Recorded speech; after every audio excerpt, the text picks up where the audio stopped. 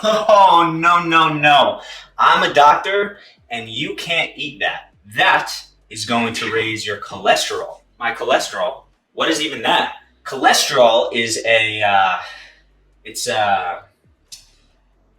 gotta take a statin to lower it. To lower it? I don't know, man. My cholesterol. Do you even know what that is? Are you even a real doctor? Is that cloak supposed to be white? Is that a bathrobe? Is that stethoscope a workout band? Let's talk about cholesterol.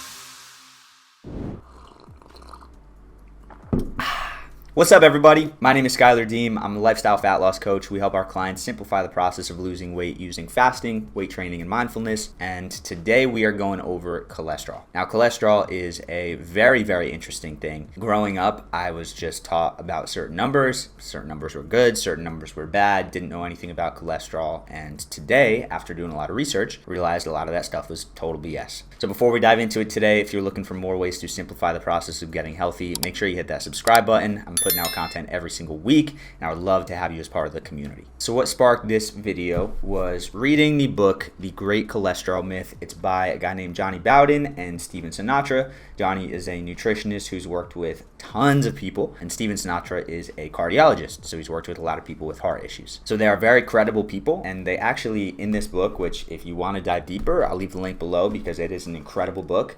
They have pages and pages and pages of citations of studies. So this is not something where they're just going from their own experience and their opinion. They're digging into legit studies as well. And so when it comes down to it, having worked with plenty of overweight people at this point, a lot of them tend to be concerned about their cholesterol, and that's something that they'd like to monitor. The problem is that the cholesterol myth, which the great cholesterol myth, is where people believe that cholesterol leads to heart disease. What this book is arguing for is that cholesterol is not an accurate predictor of heart disease, and that's what we're going to dive into today. So growing up, we've been taught that saturated fat is a bad thing. Saturated fat can lead to higher cholesterol leads to heart disease, therefore saturated fat can create heart disease. Thing is, saturated fat is extremely important, and so is cholesterol. And so even though saturated fat may raise cholesterol, that doesn't mean it's a bad thing. And from the studies, it definitely doesn't increase heart disease. So the biggest thing that these guys cited, and like I said, there's tons of citations, but they talked about the Lion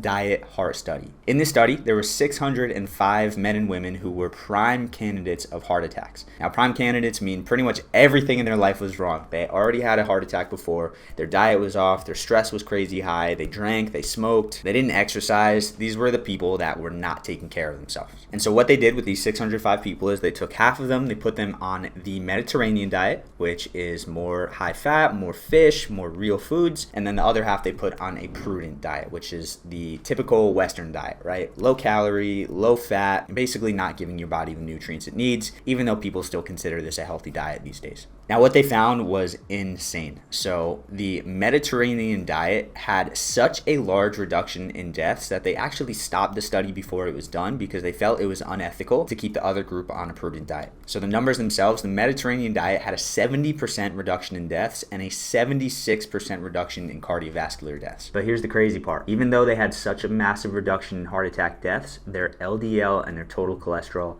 did not change. That's right, the people who did not have heart issues still remain the same with their cholesterol. Meaning, and so if your cholesterol is a prediction of heart disease, why, if your cholesterol stays the same, is there such a drastic drop in people who actually experience heart disease? And so this is what they wanted to figure out. Now, cholesterol itself is a component that is basically used in every cell membrane in the body. It's a way to shuttle hormones. It's an incredible, important part of the way our body operates. It's also really good for the immune system. It also helps with the production of vitamin D, which if you know anything about vitamin D, it is an insanely essential nutrient. And then it's also important for your hormones, like your testosterone. And so when you get low cholesterol, your body actually produces less of what it actually needs. And since this is so essential, what they found is that people with lower cholesterol actually had a higher risk for death. Now, the death wasn't always heart disease related, but a lot of it was suicide, a lot of it was mental health, a lot of it was these diseases from lack of nutrients in our body. So we got to start breaking this idea that cholesterol is bad, I need to keep it low, I need to eat low saturated fat, I need to keep that number low, because at the end of the day, this is super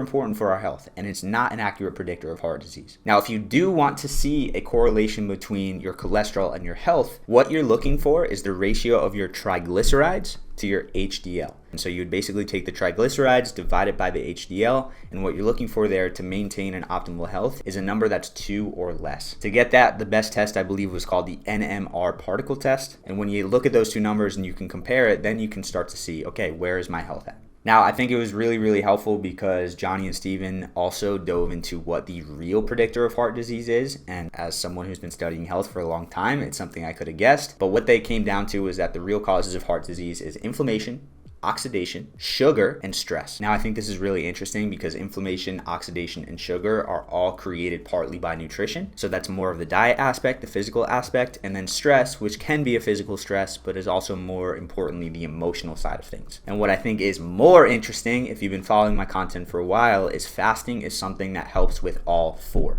Now, fasting is the strategy we use to help our clients get in better shape. It reduces inflammation, it helps with oxidation in the body, it reduces blood sugar, and then from a stress standpoint, it actually creates more resilience in our cells for stress. So if you're looking to get started with fasting, definitely check the description of this video. We've got a beginner's fasting guide that you can grab there. It's going to walk you through how you can do your first few fasts, especially extended fasting, 24 hours or longer, and how you can actually get started with that. But with all of that, I have one thing to say. The moral of this entire thing is just because they're a doctor, that doesn't mean they know what's best. There are way too many doctors out there prescribing statins, which Johnny and Steven argued that if you have not had a first heart attack, you are not a middle-aged man, you probably don't need a statin. But we get so caught up in this life of just because someone's wearing a cloak or they have a degree, it means they know best. Whereas a lot of what's coming out in the health industry today is that we have things pretty much backwards. So with that being said, I appreciate you guys for watching. Again, this channel is here to make your health better, to make you a better human. So if this video helped you in any way, please like it, leave a comment for me. It would also mean a lot if you hit that subscribe button and you tap that bell to be notified when we release new videos every single week. But with that being said, of course, as always, make sure to eat smart, move more, sleep deep, and be grateful for this moment. I'll see you in the next video.